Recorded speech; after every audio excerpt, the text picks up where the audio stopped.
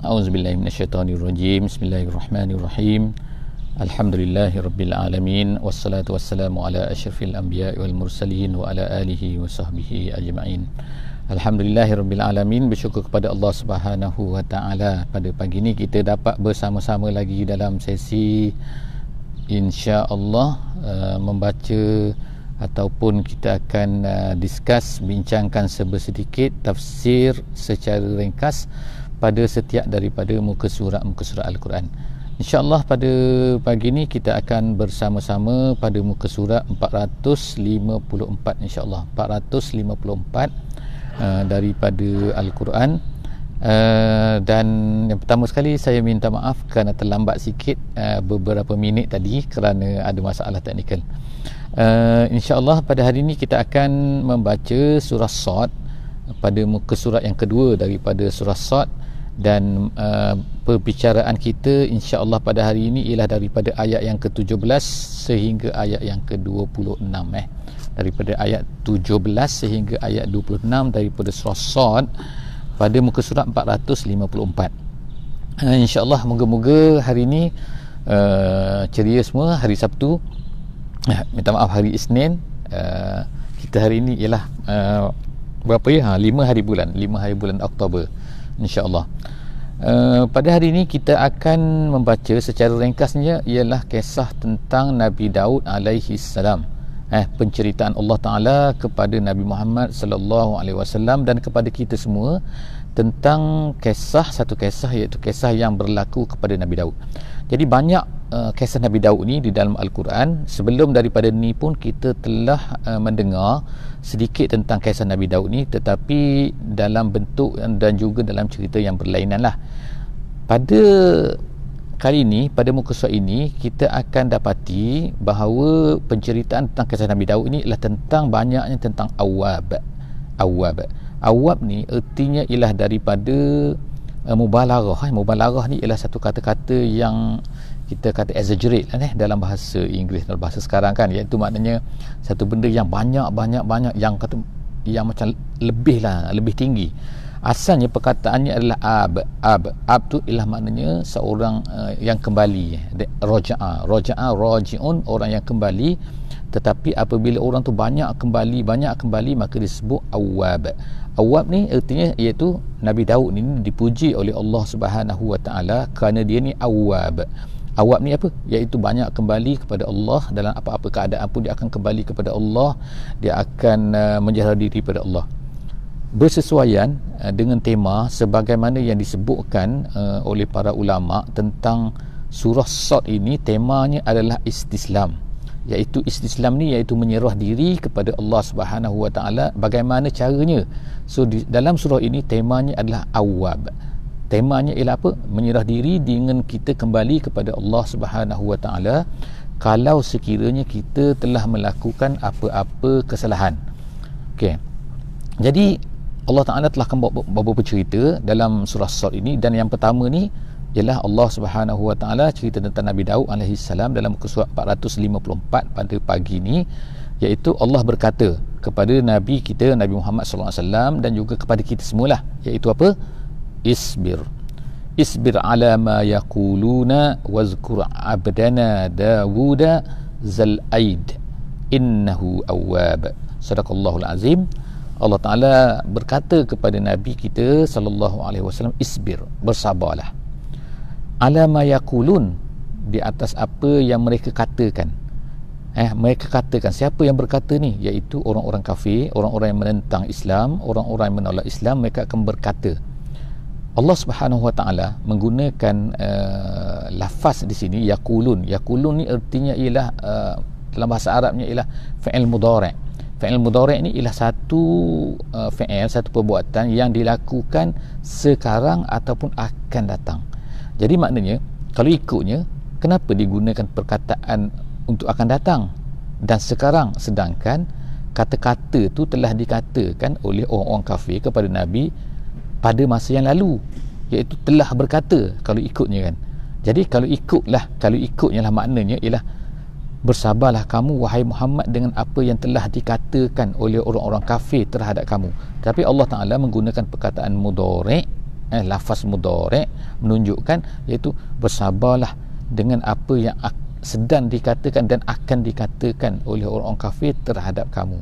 Jadi Allah Subhanahu Wa Taala dalam penjelasan para ulama tafsir dikatakan bahawa perkataan mudhari' di sini adalah menunjukkan kepada lepas dan akan berlaku juga lagi. Jadi boleh difahami di sini ialah bahawa ianya akan telah berlaku dan juga akan berlaku lagi selepas daripada ni. Maknanya dia takkan stop. Jadi celaan, bangkangan, penolakan orang-orang kafir, orang-orang yang menolak Islam ni akan berlaku sampai kiamat. Jadi oleh kerana itu apa tindakan kita? Isbir ala ma yakulun. Bersabarlah wahai da'i, wahai pendakwah semua pada hari ini, pada hari lepas, dulu dan juga pada akan datang. Mereka ni orang-orang yang menolak Islam ni akan tetap berkata ma yakulun. Kemudian untuk menghiburkan Nabi kita sallallahu alaihi wasallam, Allah Taala bawa cerita Nabi Daud, iaitu apa? Wazkur, ingatlah abdana, hamba kami Daud, zal aidi. Zal aidi iaitu yang mempunyai, dalam bahasanya mempunyai tangan. Arab bila digunakan perkataan zal aidi ni untuk menunjukkan seseorang yang mempunyai mempunyai kekuatan. Kekuatan apa? Kekuatan dalam segala-galanya. Kekuatan ketenteraan, kekuatan keilmuan, kekuatan apa yang jadi zal aidi. Jadi Nabi Daud ni Allah Ta'ala beri kepadanya zal aidi. Kemudian innahu awwab. Tapi Allah Ta'ala puji dia di sini ialah apa? Iaitu dia ni seorang yang awwab, yang sentiasa kembali kepada Allah. Jadi kita ni dalam hidup kita pada hari ini kan, kita sepatutnya ambil pengajaran daripada sini, iaitu apa? Iaitu kita mestilah sentiasa kembali kepada Allah. Memang kita ni melakukan kesalahan. Nabi Daud sebab seorang Nabi, dia maksum, tetapi dia tetap kembali kepada Allah dalam apa-apa yang dirasakan silap dalam hidup dia, maka dia akan kembali kepada Allah. Maka apatah lagi kita ni yang banyak kesalahan, sepatutnya lah lagi kita ni awab, sepatutnya kita ni banyak kembali kepada Allah dengan taubat dan sebagainya.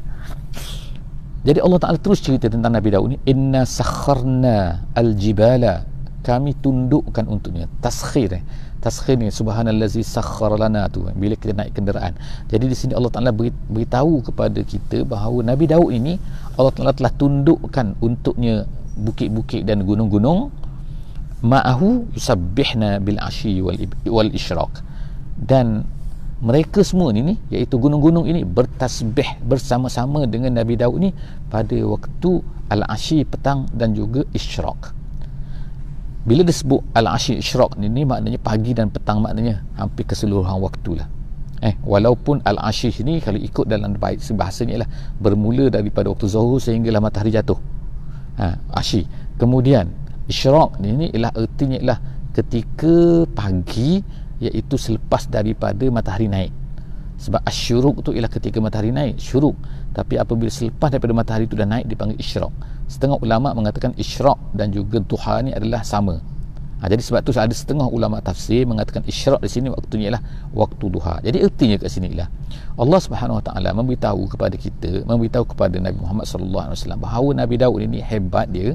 Allah Taala telah tundukkan sehingga bukit-bukit itu bertasbih. Apa maksud tasbih bukit di sini? Ada yang kata, ulama kata tasbih sini adalah tasbih yang dipanggil lisanul hal, iaitu bertasbih lah kan, memang bertasbih. Tapi ulama-ulama mengatakan, ulama lain mengatakan, ulama tafsir mengatakan apa, iaitu tasbih di sinilah tasbih betul-betul, iaitu berbunyi maknanya, iaitu tasbih, iaitu lisanul maqal, iaitu berbunyi, boleh didengari. Jadi sebab dia kata kalaulah lisanul hal, memang bukit-bukit ni bertasbih kepada Allah Subhanahu Wa Taala, tak perlu sebutlah benda tu. Tetapi apabila Allah Ta'ala sebut sini kan bil ashi wal isyraq, pagi dan juga petang tu pada waktu pagi dan pada waktu, artinya ialah bahawa memang tasbih ini memang tasbih betul-betul yang dapat didengari. Kemudian wat-tayra, dan kemudian lagi bukan sekadar apa ni bukit, al-jibala, kita tengokkan al-jibala baris atas, kemudian at-tayra juga baris atas. Kenapa at-tayra di situ adalah dipanggil ataf, dan situ ialah dan bukit. Jadi kami telah tundukkan untuk Nabi Daud ini tasbih bersama-sama dengannya. Yang pertama sekali ialah bukit, dan yang kedua ialah at-tayr, burung-burung. Wat-tayra mahsyurah, Allah Ta'ala telah kumpulkan burung-burung itu untuk apa? Untuk bersama-sama yusabbihna, untuk bertasbih bersama-sama. Ini maknanya bunyi burung-burung tu pada masa tu ialah burung-burung akan berkumpul dan dikatakan berkumpul di atas kepala Nabi Daud AS dan kemudian bertasbih bersama-sama dengan Nabi Daud AS. Hari ini kita terpaksa buat dalam ni sebab hujan di luar, jadi tak dapatlah bersama-sama dengan burung-burung. Biasanya kita akan ada bersama-sama burung yang ada di keliling kita, biasanya kan di tepi masjid Jami' Asri, biasanya akan ada burung yang banyak kan akan berterbanganlah di keliling kita, tapi hari ini tak ada. Tapi bukanlah maknanya kita nak kata burung tu kita ni dah jadi Nabi Daud pula, tidak. Tetapi maksudnya ialah burung tu sebenarnya bila Allah Ta'ala bercerita kat sini bukit, Allah Ta'ala cerita pasal burung kan, sebenarnya mereka ini sebenarnya bertasbih dari segi lisanul halnya kepada Allah Subhanahu Wa Ta'ala. Walaupun tidaklah bertasbih bersama kita, tetapi burung-burung tu makhluk Allah Ta'ala yang mana mereka tu sama ada burung benda yang hidup atau benda yang nampak macam mati. Bukit tu macam mati lah kan, bukit ke batu ke rumput ke dan sebagainya, sebenarnya semua tu adalah bertasbih kepada Allah. Sabbaha lillahi ma fis samawati wa ma fil ardi, sebagaimana dalam ayat yang lain, iaitu Allah Ta'ala sebutkan bahawa telah bertasbihlah apa yang ada di langit, apa yang ada di bumi, apa yang ada di antara keduanya kepada Allah Subhanahu Wa Ta'ala. Jadi kullun lahu awwab, semuanya kullun lahu. Lahu situ ada dua pendapat situ, sama ada dikatakan lahu tu hu tu ialah Nabi Daud, ataupun satu lagi hu adalah Allah. Tapi pendapat yang kuat mengatakan ialah kullun lahu awwab, semuanya adalah awwab kembali kepada Allah Subhanahu Wa Ta'ala. Lahu tu lillahi. Seterusnya ayat yang ke-20 dalam muka surat 454 ni ialah Allah Ta'ala kata wasyadadna mulkahu, Allah Ta'ala kuatkan kerajaannya. Jadi macam-macam mana caranya ialah dengan terpulang kepada Allah Subhanahu Wa Ta'ala. Tapi apa yang berlaku ialah banyaknya pengikutnya, banyaknya tenteranya. Allah Ta'ala beri kemenangan kepada Nabi Daud, Allah Ta'ala beri rasa ketakutan kepada musuh-musuh Nabi Daud. Allah Ta'ala macam-macam cara Allah Ta'ala beri kepada Nabi Daud ni sebab Allah Ta'ala nak pokok. Jadi ertinya kan dalam hidup kita ni kan, apa-apa saja kedudukan kita sebenarnya terserah kepada Allah. Sebab itulah kita kena berpegang kuat kepada Allah dan kita berserah diri kepada Allah. Dan kalau ada apa-apa yang berlaku, sama ada Allah Ta'ala cabut semula kekuasaan kita, pangkat kita, Allah Ta'ala beri pangkat kepada kita, maka itu semua adalah pemberian Allah Subhanahu Wa Ta'ala. Kita kena yakinkan bahawa tidak ada suatu makhluk pun yang mampu untuk mencabut kuasa kita, mencabut pangkat kita, mencabut apa yang diberikan kepada kita tu, melainkan Allah Subhanahu Wa Ta'ala. Kalau Allah Ta'ala nak cabut, maka Allah cabut. Kalau Allah Ta'ala nak beri, Allah beri. Kalau Allah nak kuat, Allah kuat. Jadi sebut sini wasyadadana mulkahu, kami telah beri kekuatan kepada. Sebab itulah kita dengar Nabi Daud ni telah menjadi seorang raja yang hebat, dan kemudian anaknya Nabi Sulaiman menjadi seorang raja yang hebat. Semua tu adalah pemberian Allah Subhanahu Wa Ta'ala. Wa atainahul hikmah. Tak cukup dengan tu, Allah Ta'ala beri kepada dia apa? Al-hikmah. Apa dia hikmah ni? Wisdom. Dalam terjemahan sekarang lah kan, kebijaksanaan. Iaitu dia nampak satu benda yang orang tak nampak. Kita kadang-kadang kita nampak satu benda, itu nampak benda biasalah benda kan. Kita nampak depan mata kita kan. Kita nampak, oh ni coklat belakang ni kan. Oh ini hitam sini kan. Oh ini putih. Itu kita nampak direct. Tapi yang di sebalik tu, itu nama dia Al-Hikmah. Sebagaimana Ibnu Abbas, dia nampak kan. Dia nampak iaitu apa? Bila turunnya ayat iza ja'a nasrullah wal fath, apabila telah datang kemenangan, pertolongan daripada Allah Ta'ala. Jadi kemudian akhir ayat tu fasabbih, patut Allah Ta'ala bertasbihlah dan istighfarlah kepada Allah Subhanahu Ta'ala. Jadi Sayyidina Umar bila bertanya kepada para sahabat yang lain apa erti surah ni, mereka berkata bila kita dapat kemenangan kita kena bertasbih. Tapi Ibnu Abbas bila ditanya kepada dia oleh Sayyidina Umar radhiyallahu anhu, dia berkata bahawa aku nampak dengan turunnya surah ini menanda dekatnya waktu wafat Nabi sallallahu alaihi wasallam. Itu nampaknya hikmah. Jadi hikmah memanglah kan, Ibnu Abbas ni Nabi sallallahu alaihi wasallam telah berdoa kepada dia, Allahumma rzuqhu al-hikmah. Allahumma, dia banyak doa kan daripada Nabi sallallahu alaihi wasallam kepada Ibnu Abbas, antaranya ialah alimhu ta'wil, antaranya ialah faqihu fid din, dan antaranya ialah al-hikmah, diberikan hikmah. Dan itulah dikatakan sebagai hikmah. Jadi Nabi Daud alaihi salam ini dia telah wa atainahu al-hikmah, kemudian wa faslal khitab. Faslal khitab ni ialah dia dapat memutuskan satu perkara sehingga orang nampak benda ni dengan benda ni. Sehingga dia dapat apa-apa membuat keputusan, apa-apa menceritakan satu benda, sehingga orang nampak bahawa benda ni lebih betul daripada benda ni. Itu maknanya faslul khitab, iaitu kalau orang bergaduh ke, kalau orang di antara dua orang ke, ataupun kita orang ni terconfusekan ni ke ni ke, dia boleh ceritakan sehingga benda tu dia nampak di antara hak dan batil, di antara zalim tak zalim, macam-macam lah, macam-macam penafsiran ulama. Tapi itu maksud faslul khitab, faslul khitab. Kemudian wahal ataka naba'ul khasmi iz tasawwaru al-mihrab. Kemudian Allah Taala bertanyalah kepada Nabi kita, Nabi Muhammad sallallahu alaihi wasallam, wahal ataka, macam kamu tahu tak, itulah bahasa kita kan, kamu tahu tak cerita tentang satu kisah ni, al-khasmi, dia kata naba'ul khasmi, satu berita tentang khasmi. Khasmi itu ialah orang yang bergaduh lah di antara dua orang. Dia bertengkar lah kan, orang ni cakap macam ni, orang ni cakap macam ni. Istasawwaru, ni cerita ni kan. Jadi maknanya cerita ni Allah Ta'ala tanya kepada Nabi Muhammad, maknanya kalau kamu tak tahu, okey, sekarang Allah Ta'ala nak cerita, iaitu kisah mana? Kisah mana? Kisah iaitu ketika dua orang yang bergaduh, yang bertelingkah ni, dia ni tasawwaru. Tasawwaru ni ialah panjat apa ni, sur. I'tilak, dia kalau dalam bahasa Arab dia kata i'tilak usur. I'tilak usur iaitu panjat pagar. Itu tasawwaru. Jadi kalau sur tu pagar, bila tasawwaru tu ialah seorang yang naik ke atas tu, naik tu, iaitu al-mihrab. Mihrab tu ialah tempat ibadat Nabi Daud alaihi salam. Tapi tempat ibadat macam mana? Iaitu ada dikatakan bahawa Nabi Daud ni telah khususkan tempat untuk beribadah dia, bilik dia. Jadi orang tak boleh masuk lah biasanya kan, sebab dia sentiasa, sebab dia bahagikan, dikatakan Nabi Daud ni dibahagikan waktunya kepada tiga, satu untuk rakyat dia, satu untuk ibadah kepada Allah, dan satu untuk dengan isteri-isteri, dengan family dia. Jadi pada masa dia ni berada dalam mihrab dia ni, kalau ikut tak boleh masuk, tiba-tiba ada orang masuk. Jadi izdakhalu ala Dawuda, ketika mereka ni masuk kepada Nabi Daud alaihissalam, fafazi'a minhum. Jadi Nabi Daud terkejut. Kenapa terkejut?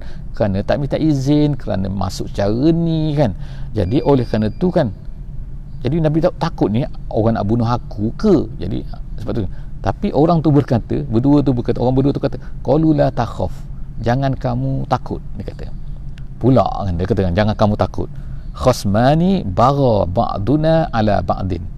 Kami berdua ni adalah orang yang bertelingkah kan, orang yang adalah kan khosman, kami macam bergaduh lah kan, adalah benda yang kami bergaduh di antara dua ni kan, bukan bergaduh bertumbuk, tapi maknanya bergaduh situ ialah bergaduh bertelingkah, berlaku bertelingkah kan. Ba'duna ala ba'din, seorang ni kata bara lah, menindas lah, kata bara tu kan, kepada salah seorang yang lain, fahkum bainana bil haq, kamu hukumkan di antara kami ni dengan kebenaran, maknanya dengan betul-betul lah kan, hukum betul-betul kan, mana satu betul ni. Wala tushtik, dia kata jangan kamu menzalimi. Wahdina ila sawa'is sirat, tunjukkan kami mana satu yang betul, jalan yang betul. Kemudian inna haza, kemudian dia pun sebutlah salah seorang daripada tu dia dua orang, seorang tu yang didakwa, seorang tu yang mendakwa. Jadi yang mendakwa ni bercakap dulu, inna haza akhi, dia kata saudara aku ini, dia panggil saudara kan, nak menunjukkan bahawa hubungan dia tu rapat. Ada setengah pendapat mengatakan bahawa mereka berdua ni adalah adik-beradik, tapi tak apalah mana sama ada mereka ni adik-beradik ke, mereka ni rapat berdua ke. Tapi yang seorang ni kata inna haza akhi, dia kata lahu tis'un wa tis'una na'jah, dia ada 99 ekor kambing. Na'jah ni ialah kambing betina, ataupun kadang-kadang digunakan na'jah ni untuk lembu betina. Jadi dia ada 99 ekor kambing. Waliya na'jatun wahidah, dan aku pula ada seekor kambing saja. Kemudian apa? Faqala akfilniha, tiba-tiba dia berkata kepada aku, dia kata beri pada akulah. Macam mana dia kata berikan? Maknanya dia minta beri. Wa'azzani itu ialah maknanya dia ni pandai sampai ghalabani tu dapat mengalahkan aku fil khitab, dalam berdebat. Aku cakap macam ni, dia cakap macam ni, akhirnya macam kata-kata dia tu macam dapat mencapai macam logik lah, macam tu kan, sampai aku tak boleh nak balas dah kata-kata dia tu. Jadi jadi apa kata Nabi Daud pada ketika itu bila nak membuat keputusan ni? Dia kata set ni kan, dia tak sebut di sini cerita, iaitu adakah Nabi Daud ni bertanya kepada seorang lagi tu, ataupun cukup saja seorang tu mendakwa terus dibuat hukuman. Jadi menurut ahli tafsir tidak, kerana itu adalah merupakan satu kezaliman. Allah Ta'ala cuma tak cerita di sini, iaitu apa? Nabi Daud ni bertanya pula kepada orang yang didakwa tu, orang yang mempunyai 99 tu. Jadi sebenarnya Nabi Daud tanya dia, betul ke macam tu? Jadi dia jawab betul, yes betul. Jadi berkatalah Nabi Daud kepada orang tersebut. Jadi dia kata apa? Qala laqad zalamaka bisu'ali na'jatika ila ni'ajih. Kamu ni telah menzalim, laqad zalamaka bisu'ali na'jatika ila ni'ajihi. Dia sebenarnya, jadi Nabi Daud berkata, membuat keputusan dia, iaitu benda ni, kau ni dah buat zalim lah. Sebab apa? Sebab kau dah ada 99, kau minta lagi satu, yang dia tu ada satu kan, lepas tu dia minta pula beri kepada kau. Jadi benda ni adalah satu kezaliman. Nabi kata wa inna katsiran minal khulata. Kemudian Nabi Daud telah memberi selepas daripada membuat hukuman dia tu, dia kata inilah satu kezaliman. Kemudian dia memberi satu penerangan. Kenapa dia kata macam tu dan apa hakikat yang berlaku. Dia buat satu statement lah kan, satu kenyataan, satu kaedah, satu peristiwa yang banyak berlaku, iaitu apa? Dia kata wa inna katsiran minal khulata. Khulata sini ialah syuraka sini, iaitu orang-orang yang bersyarikat kan, orang-orang yang, itulah makna orang yang buat kerja bersama-sama ni. Nabi Daud kata katsiran minal khulata, banyak daripada orang-orang yang buat kerja macam ni la yabghi ba'duhum ala ba'din, banyak di antara mereka ni yang menzalimi di antara satu sama lain. Illal ladzina amanu wa amilus solihat, kecuali orang tu beriman dan orang tu beramal soleh.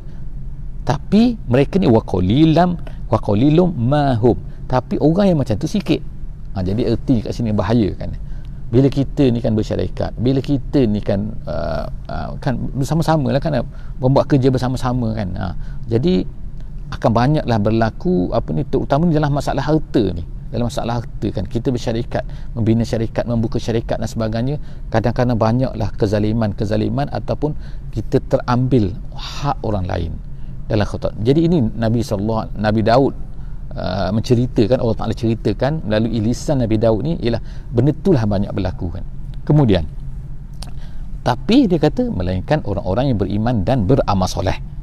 Wa qalilum mahum, tapi mereka tu sikit yang macam tu. Wa zanna Dawudu annama fatannahu fastaghfara rabbahu wa kharra raki'an wa anaba. Dan selepas daripada habis cerita tu dan Nabi Daud pun sedarlah kan, zanna, dia kata zanna Dawud annama fatannahu. Kenapa disebut sini Nabi Daud pun menyangkalah bahawa kan, semua merasailah bahawa semua benda yang berlaku ni adalah merupakan fitnah kepada dia. Fitnah sini bukan fitnah sini adalah cubaan. Cubaan, ibtila daripada Allah Subhanahu Wa Taala kepadanya. Macam mana pula kisah ni tiba-tiba jadi fitnah, jadi ujian kepada Nabi Daud? Macam mana dia rasa bahawa benda ni sebenarnya cubaan untuk aku? Ada kisah Israiliyat tentang sini, tentang perkara ni. Kisah Israiliyatnya apa? Iaitu ni kisah tak betul sebab banyak disebutkan dalam kitab-kitab tafsir. Iaitu apa? Iaitu dikatakan pernah Nabi Daud ni ketika dia sembahyang, tiba-tiba dia tengok seorang perempuan tu cantik. Kemudian dia cek tengok perempuan tu adalah merupakan isteri kepada seorang panglima tentera dia yang bernama Uria. Jadi akhirnya macam mana Nabi Daud nak kepada perempuan tu, dia kata dalam kisah tu yang mengarut tu kan. Jadi dia kata bila nak kepada perempuan tu, tapi itu isteri orang. Jadi macam mana dia buat? Dia kata dia hantar panglima tentera tu untuk pergi berperang, sehingga masuk dalam peperangan yang dahsyat sehingga orang tu mati, Uria tu mati. Jadi bila Uria tu mati, maka perempuan ni dah jadi janda kan. Jadi dia pun berkahwinlah dengan perempuan tu. Jadi kisah ni masyhur, kisah ni kan. Sehingga dikatakan bahawa inilah dia apa yang berlaku seperti seekor kambing, 99 ekor kambing tu, tu nak uji kepada dia. Jadi sebenarnya ulama-ulama telah cek balik hadis ni, cek balik cerita ni, cek balik tafsir ni, dan ulama-ulama seperti Ibnu Katsir, As-Sa'di dan juga lain-lain telah memberi kata putus, iaitu apa? Sebenarnya adalah cerita ni adalah satu cerita yang tak betul. Kenapa? Hujah-hujahnya, dalilnya, periwayatannya adalah diriwayatkan oleh orang-orang yang matruk, yang dhaif, yang dahsyat, dan jadi akhirnya ditolak. Sebab apa? Banyaklah sebab-sebab ditolak oleh ulama, kerana antaranya dikatakan bahawa apa? Kerana tidak mungkin seorang Nabi Daud yang hebat, yang begitu rupa, maka tiba-tiba buat benda-benda yang tak patut tu kan. Jadi oleh kerana itulah ulama-ulama tafsir seperti dalam Al-Wasit kan, dan dia tak sebutkan benda ni kan, dia menolak benda ni dan dikatakan zanna Daud tadi ialah Nabi Daud menyangka tu, merasai tu ialah sebenarnya adalah cubaan untuk dia. Ialah maksudnya apa? Iaitu maksudnya ialah ketika dia menyangka bahawa orang ni nak bunuh aku ke, perasaan sangka tu adalah perasaan sangka yang salah maknanya kan.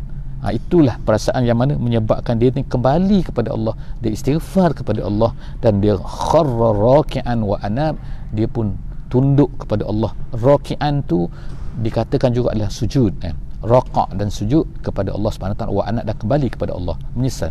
Tengok kan, walaupun bukanlah perkara tu satu kesalahan yang besar, tetapi bagi seorang nabi, bila melakukan satu benda yang walaupun kecil, maka dia rasa benda tu adalah besar. Jadi itulah sepatutnya kita dengan Allah Subhanahu wa taala, walaupun kesalahan yang kecil kita buat, tapi kita mesti rasa bahawa ia yang besar. Kenapa? Kerana kita mesti merasai kepada siapa yang kita bersalah, kepada Allah Subhanahu wa taala.